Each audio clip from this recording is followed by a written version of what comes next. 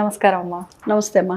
అమ్మ, లక్ష్మీదేవి మనకు కలిసి వచ్చే ముందు మనకు ధనం రాబోతుంది అన్నప్పుడు మనకి ఇంట్లో ఏమైనా సంకేతాలు ఏ రకంగానైనా మనకు అనిపిస్తుందా అమ్మా, మాకు ఇప్పుడు డబ్బు రాబోతుంది అని? తెలుస్తాయమ్మా మనకు సంకేతాలు. ఏ విధంగా అంటే మొట్టమొదటగా మన మనసు చెప్తూ ఉంటుంది. ఒక్కోసారి చూడండి, మన మనసు ఏదో కీడు శంకిస్తూ ఉంటుంది. ఒక్కోసారి తెలియని ఆనందం కలుగుతుంటుంది. అది ఆనందానికి కారణం మనకు తెలియదు. కారణం తెలియదు కానీ తెలియని హ్యాపీనెస్ లోపల నుంచి వచ్చేస్తూ ఉంటుంది. అంటే మనకి ఏదో శుభవార్త వినపోతున్నాము, మనకి ఏదో మంచి జరగబోతోంది అని మనలో ఉన్న భగవంతుడు మనకు చెప్తున్నాడు. అది మొట్టమొదటి సంకేతం. ఓకే. ఆ తర్వాత కొన్ని రకాలైనటువంటి పిట్టలు ఉంటాయి కదా, అవి మనకి వెనకాల బాల్కనీలో గూడు పెడుతుంటాయి. అవునమ్మా. అట్లా గూడు పెట్టాయంటే కూడా లక్ష్మీదేవి రాబోతోందని సంకేతం అని చెప్తారు. అమ్మ, గూడు పెట్టడమైనా ఒక్కొక్కసారి పిట్టలు ఇంట్లో కూడా వచ్చి ఫ్యాన్స్ పైన అట్లా వచ్చి వెళ్తుంటాయి కదమ్మా, అట్లా కూడా? ఫ్యాన్స్ పైన అలా రావటం అంత మంచిది కాదమ్మా. ఎందుకంటే మనం చూడకుండా పొరపాటున ఫ్యాన్ వేసామనుకోమ్మా, అది ఇంత చిన్న గుడ్డు, దానికి ప్రమాదం జరుగుతుంది. మనం తెలిసి ముట్టుకున్నా తెలియక ముట్టుకున్నా నిప్పు కాలుతుంది కదా. ఇక్కడ స్విచ్ ఆన్ చేసామంటే ఆ ఉన్న గుడ్డు ఏదైతే ఉందో అది ఇదైపోతుంది కదా. కాబట్టి అటువంటి దోషాలు అయితే దాని ఇంట్లోకి రాకూడదు.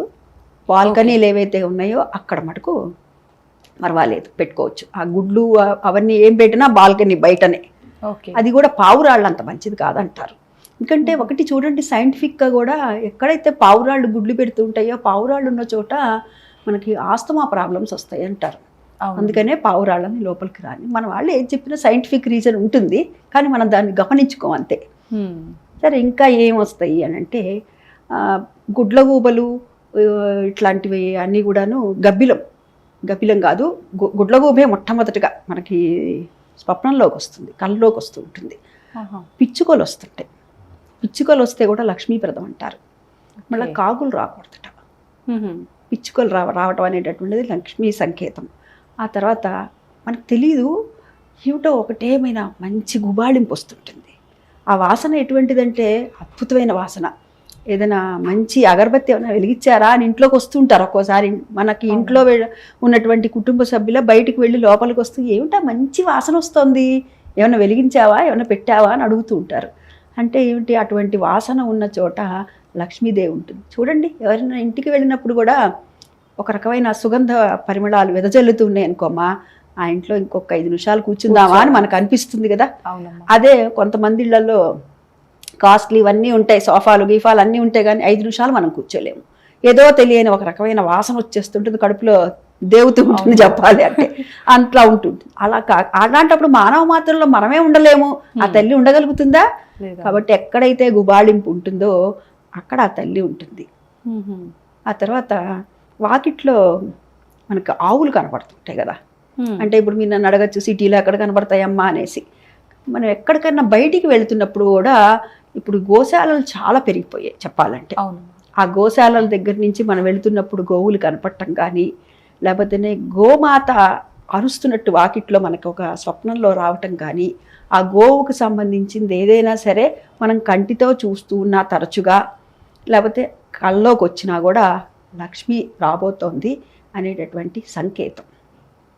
ఇంకోటి, పాలు పొంగితే అంటే రోజు కాదు, రోజు పాలు పొంగినాయి అంటే మటుకు గుర్తుపెట్టుకోండి, రోజు పాలు పొంగితే ఏ ఇంట్లో అయితే రోజు పాలు పొంగుతాయో ఆ ఇంట్లో వాస్తు దోషం ఉందని లెక్క. ఎప్పుడైనా పొరపాటుగా మనం ఒక్కసారి చూడమ్మా, అక్కడే నుంచుంటూ ఉంటాం, చూస్తూ ఉంటాం, కానీ పాలు పొంగిపోతాయి. అది ఎప్పుడో ఒకసారి యాదృచ్ఛికంగా జరిగిందంటే లక్ష్మి రాబోతుందని సంకేతం. ఇప్పుడు లక్ష్మి రాబోతుందని సంకేతం అన్నారు కదండి, రోజు పాలు పొంగించామనుకో స్టవ్ పాడైపోతుంది, కొత్త స్టవ్ కొనుక్కోవాలి, డబ్బులు ఖర్చు అయిపోతాయి. తర్వాత వాస్తు దోషం ఉందని కూడా పెద్దవాళ్ళు చెప్తారు. వాస్తు దోషం ఉందని చెప్తే కానీ మనం వినము. ఎందుకంటే ఈ స్టవ్ పాడైపోతుందిలే అంటే కొత్త స్టవ్ వస్తుందిలే అన్న ధ్యాసలో ఉంటాం మనం, వాస్తవంగా చెప్పాలంటే. ఎప్పుడైనా ఒకసారి పాలు పొంగటం కూడా, అందుకే చూడ శుభానికి మనం ఏం చేస్తాము, పాలు పొంగించము. అవునమ్మా. మాఘపాదివారాలు పాలు పొంగిస్తాము. ఇప్పుడు శనివారం రోజున వెంకటేశ్వర స్వామికి ఇంట్లో చక్కగా ఇతరికి పసుపు రాసి బొట్టు పెట్టి పాలు పొంగించము. అందుకని అష్టైశ్వర్యాలు ఏ విధంగా ఎటువైపు పొంగితే మనకి ఏ రకంగా కలిసి వస్తుంది అని. అందుకని పూర్తిగా ఇప్పుడు పూర్వం అయితే కుంపట్లు ఉండేవి, ఆ కుంపట్లో ఒకవైపు మాత్రమే పొంగేది కాబట్టి ఈ దిక్కుని పొంగితే ఇది, ఈ దిక్కుని పొంగితే ఇది అని అలా చెప్పేవాళ్ళు. ఇప్పుడు మనకు ఒక్కసారి హైలో పెడుతున్నా ఇట్లా అన్ని వైపులా పొంగుతోంది కాబట్టి అష్టైశ్వర్యాలు వచ్చేస్తాయి, అందులో అనుమానమే లేదు.